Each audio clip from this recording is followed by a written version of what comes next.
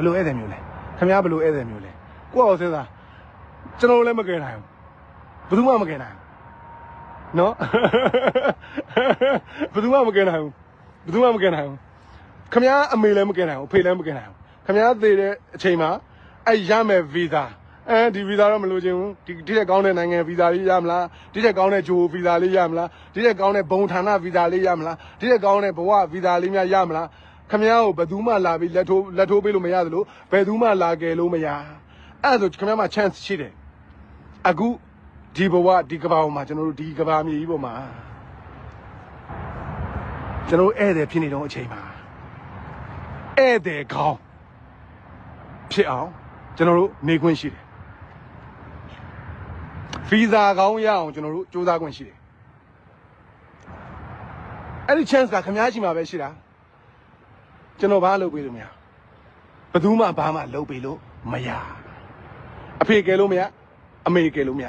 အမိတာလို့မရအဖတာလို့မရလက်ထိုးလို့မရဘာမှမရခင်ဗျားဘလို့ဧည့်သည်မျိုးလဲဆိုတာဒီနေ့ကစပြီကိုယ့်ဘာကိုစဉ်းစားတော့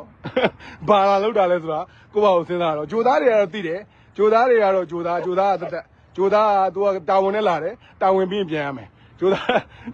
ဟဲ့လားကျွန်တော်တို့ဂျိုသားတွေကတော့တာဝန်နဲ့လာတယ်တာဝန်နဲ့လာမှန်းလည်းသိသွားကြတဲ့ဂျိုသားတွေအများကြီးပဲအဲ့တာဝန်လုပ်ပြီးရင်သူပြန်ခေါ်တဲ့အချိန်တော့ရမှာပဲဟဲ့လားတာဝန်ပြီးရင်ဒိုးရမှာပဲဒါကဂျိုသားတွေတက်အခုပြောတာကဂျိုသားမဟုတ်တဲ့တခြားလူတွေအတွက်ပါပါတယ်ဂျိုသားတွေကတော့သိတယ်ဂျိုသားတွေကသိတယ်ဂျိုသားတွေကသိတယ်ကျူသားတွေကငါဘာတာဝန်နဲ့ဒီကဘာလောကကိုရောက်လာတာငါတာဝန်ကဘာငါဖြစ်တည်မှုကဘာငါဒီတိုင်းဖြစ်တည်လာတာငါရဲ့တာဝန်ကိုငါလုပ်ပြီးတော့ဒီလိုပဲနေပြီးတော့သေသွားမှာပြုံးကြီးပဲကျူသားတွေကသေဖို့လဲအများနဲ့ ready ပဲ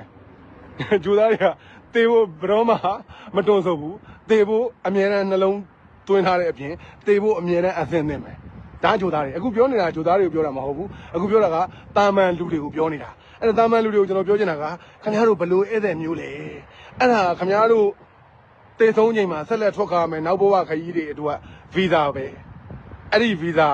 ဇာရတော့မှကျွန်တော်မသွားချင်ဘူးလားမလုပ်နဲ့မရဘူး sorry ဘာလို့ဆိုမင်းကဘာပေါ်မှာဧည့်သည်ဖြစ်နေတဲ့အချိန်မှာမင်းကကောင်းမနေခဲ့ဘူးဧည့်သည်ကောင်းမဟုတ်ဘူးကဘာမြေကြီးကိုဖျက်ဆီးတယ်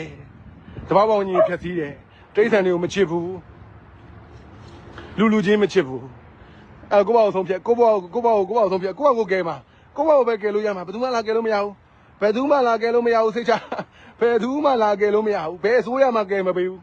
အဲ့ဒီဗီဇာဘယ်အစိုးရမှလည်းခင်ဗျားကိုကယ်ပေးလို့မရအောင်နော်အဲ့တော့ခင်ဗျားတို့ဘယ်လိုဧည့်သည်မျိုးလဲအခုဒီနေ့နားလည်သွားပြီဆိုရင်ကိုယ့်ဘာကိုစဉ်းစားသုံးသပ်ပြီးတော့ငါတို့တော့